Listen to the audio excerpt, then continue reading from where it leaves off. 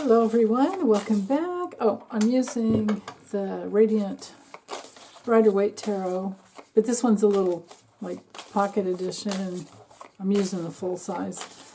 So today Mars goes direct, stations direct. It's not going to totally go direct, it kind of just sits for a minute, or for a while. So I don't know that we're going to be feeling really good, but I'll show you the chart when I get done with the cards. Let's see what the cards would like to tell us. What do we need to know for today? Or what would be the most important information for today, for Sunday, February 23rd, 2025? Right there. Ooh! We have the Three of Cups. Bring this down a little bit. There you go. I'm sorry, Three of Cups. What am I saying? 3 times 3. The Nine of Cups. I was probably thinking 3 cards. Nine of Cups, Ace of Swords. Oh, and I don't have any reversals, even though I did allow for them. Or we don't have any reversals today. So, Nine of Cups, Ace of Swords, and the Knight of Wands. Okay, well, the theme for the day is going for the truth. The theme for the day is good ideas coming in, possibly, breakthroughs, clarity. The Nine of Cups brings through fulfillment on some level, or just being very satiated, feeling like you have everything that you want. Now that's the way you manifest, and we are moving into the new moon that'll come up on the 27th, so we might as well start setting our intentions. And with Mars moving direct, we could possibly have them really soon, like by the next full moon. Wow. Now, the next full moon is, it's the March 13th lunar eclipse, 13th, 14th, depending on your time zone. And that one's going to be right, I guess it's close to the south. Yeah, that's right. It's pretty close to the south node, because it's always the lunar eclipses are always full moons, but anyway, so they're always on the axis of the.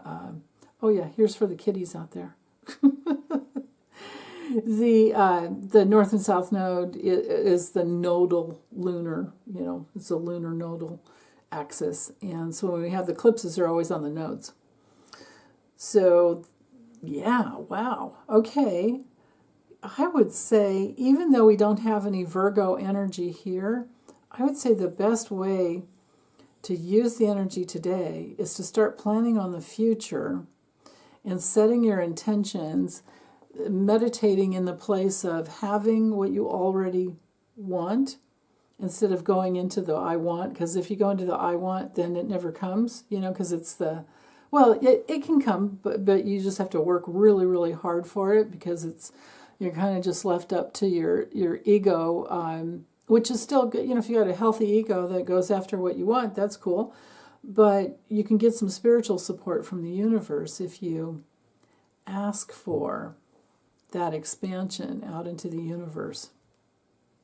But we've got, with the Nine of Cups, our keywords are fulfillment and comfort and happiness and satisfaction. Sometimes it can have to do with overdoing. Usually when it's reversed, I think of like, overindulgence, but it's upright. So, but sometimes too, upright, you have to be careful. But then again, with this combo here, it looks to me like fulfillment, because you get into the truth about manifesting, and then by the full moon, it can definitely, come in, or maybe even sooner. The full moon lunar eclipse brings through, no, this is the Mars direct chart, but anyway, but the full moon, the lunar eclipses, and the solar eclipses, any of the eclipses, they bring through hidden information, and they're like change points, and they speed up things from coming in. So this new moon that's coming in on the 27th, and I'll show you that chart, when we get to that day, but the deal with that, well, you can kind of see where it's headed. Now, this is the chart over Washington, D.C. I thought I'd show you that. See how the moon here is in Capricorn? By the time it gets to, I should wait. I should just wait and show it to you because it's too confusing looking at all this other stuff. But it's headed towards the sun conjunct the moon. And you know what? Ceres is going to be right there too. Yeah. But this I wanted to look at over Washington so you could see what's going on, because it's Sunday night, the 23rd, right? At almost 9 p.m. Actually, one more second and it'd be actually 9 p.m. Exactly in Washington, D.C. So this is setting up the energy for, the whole next week, really. So so here is Mars right here. I can get my finger to work right on the chopstick. Mars is now direct right here up at the midheaven of over Washington on Sunday night. Now, the next day it'll change quite a bit. Every day after that would, the ascendant always depends on what time you set the chart for. So I just wanted to show you the focal point here. So what's really interesting is that, because this is setting things off. Now, we have to think back in time a little bit. So the pre-shadow phase of Mars retrograde actually started last October. So I think it was October. Yeah. I can't remember the exact day, though. So now that Mars is stationing direct, we might, like for us personally, we might feel kind of frustrated at first because, we're re-experiencing everything that we went through over the election. And, for a lot of us, it was more than shocking and quite traumatizing. So we're realizing like we need to participate in life, peacefully, though, in ways that push back against the attempt to take over our country. So you can see how Mars is right here at 17 degrees of Cancer, and it's in an exact actually, there's the double trine going on. But see how Mars is 17 degrees and Mercury 17 degrees. This is exact. And every inch forward that Mars makes, it's also trining Saturn. Now, Saturn rules our government. Mercury has to do with communication, how we analyze things. We're going to be seeing the big picture much more. There could be the challenge with feeling victimized. There's this is a lot of energy that just connects really strongly, and it's safety and security up here is what we want. Mars goes after what we want. It's energy, it's life force. Mars is very connected to our existence, and with Cancer, it's all about the family and our safety and security, homeland, basically. I might do a separate video just on this in relationship to the Constitution, because that's definitely a part of it. So, but for today, it's just important to think in terms of what can you do, what do you really want, and what can you do to affect change in the government and speak up for yourself. What I'm getting here is that I'm thinking that because we're going to be covering the same territory that we've already gone past or gone through when it comes to the election. Hold on one second. What happens is when you go over the same territory, but you're re-experiencing it in a different way because now we have a lot more information. We have a tremendous amount of information, and we've gone through this last month with the trauma that Trump is putting everybody through, and I'm feeling like, maybe a lot of people who voted for Trump might be connecting the dots this time as we go forward in time. Now Mars won't make it out of the retro shade until I think it's May 1st. So it's either May 1st or May 2nd. So we're going to have this period of time where I'm thinking more and more people will be connecting the dots as to how we've all been, well, we haven't, but they've been gaslit and victimized because, Trump is nothing but a liar, a dictator-type autocratic liar who's been in bed with the Russians since, late 70s. And I think he was just kind of born into a mobbed up family with his father, and really the whole thing started much earlier. It's just that they finally got some compromise on him, started recruiting him by the late 70s, and that's I just did a video on it, but all right, by the time you guys get this, will have been yesterday because I'm doing this. I always have to do these videos the day before. So the thing is, we've already known, we've known what we were dealing with, but the people that voted for him didn't.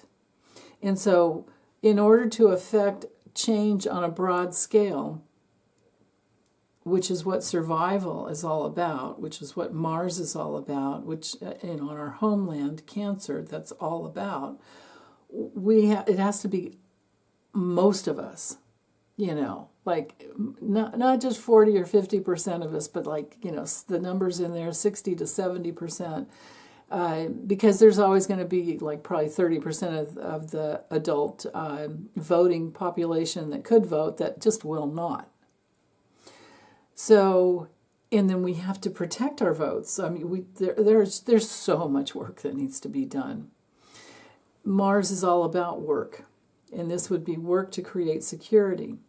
Once Mars gets past, Cancer and moves into Leo, then there's going to be a lot more courage. But, we have to remember that when this whole before this whole last, retrogradation process, Mars there was an opposition going on. There was some Mars-Pluto opposition. So, because, the Leo's the opposite of Aquarius, of course. So you can see where Mars is here. And as it goes forward, it'll wind up we're going to have that Mars opposition again. And so, yeah, we'll just see what we're going to be going through. Now, you can see where Mercury right here is only 3 degrees, actually less than 3 degrees away from Saturn. And in a couple days, it'll be conjunct. We'll see this at that exact conjunction, Mercury exactly at 20 degrees with Saturn. So these next few days are really important in Washington. And we know that they're fighting over the budget, right? And that's coming up on, what is that, on the 14th, I think, which is, what is that? The lunar eclipse. We can see the eclipse polarity right here. And so the moon just has to catch up to this point. It's going to be conjunct Neptune, where it's going, that's the whole deal. It's are we going to allow, well, we aren't, but are people going to wake up and get out of the fog of illusion and get out of this like gaslit nation that we've been living through? With the square to Chiron, yeah, it's like, who do you belong to? Do you belong to yourself? Do you belong to your own survival? Or do you belong to a cult? Because all of this Piscean energy over here can be, on the darkest side, very gullible and very cultish, and just, energy all over the place. And it's not healthy at all. But on the light side, on the brightest side, this is, the connection to our guides, our guardian angels. And Saturn in Pisces could be more and more people in the government seeing a way out, seeing an escape hatch, rather than aligning with Trump. Because they're starting to already. There are governors that are rising up. Kathy Hochul's not taking any crap from Trump. And also, Ceres conjunct the sun now is really important, because Ceres can create grief and separation. Well, what do we need to separate from? The delusion. We need to separate from being victimized, and we need to get into healing, which is what Pisces is all about. We need to be more sensitive and more intuitive, and that's what Pisces is all about. So if we can apply all of that to our government, and get them to think like outside the box and think of different possibilities, and then, here, I'll end with this. The most important thing over here is the Virgo South Node, because the Virgo South Node is all about the facts that happened in the past. And when you've got a new moon over here planting, the moon conjunct the sun, even though it's dark in the sky, you've got the seeds that are planted to bring forth the actual revelation, and the facts will be revealed after the new moon. Even more facts will be revealed to the masses. So, yeah. Now, Pluto down here in the fourth house is wanting more security and freedom for the masses, and not to be victimized by the tech bros. So we'll see how that goes. But let's do this way for you guys real quick. Let me go to 0 Aries. And then, so now you can apply this to wherever, well, this one's set for Eastern time, but you can apply it to, wherever you live. And you can see the natural zodiac setup where, with the trine from Pluto, so the power of being free, the power, and some rebellion too, because we have more facts. That's a good connection there. And then over the other connection over here is the same thing, because it is Uranus rules Aquarius, so we've got a double whammy of needing freedom and being a little revolutionary and standing up for things that we never thought we would have to, right? And then the other important piece that I wanted to focus on is the moon's at 14 degrees of Capricorn, so we're in that second stage of learning lessons, the second decan of the sign. But notice how, every little degree that goes past, it'll just be 6 hours at the top, at tops. We'll be in that opposition to Mars. This opposition will continue. Oppositions bring in confrontations. It's like looking in the mirror, and what do you see? Are you coming from the side of I'm going towards security and taking care of myself and your duty and your self-responsibility to yourself? That's the mood. The moon is the mood that we're all going through.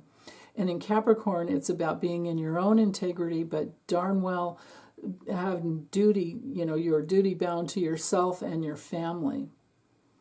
And these guys over here can go nuts and do whatever, but you're going to do your best to take care of yourself.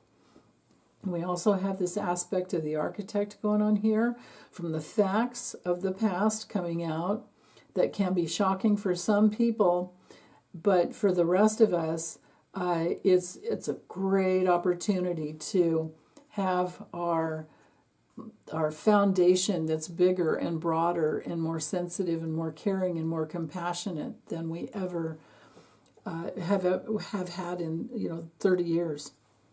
Because the last time Saturn was at 20 degrees, you'd have to look back at it'd be somewhere between 28 29 years ago.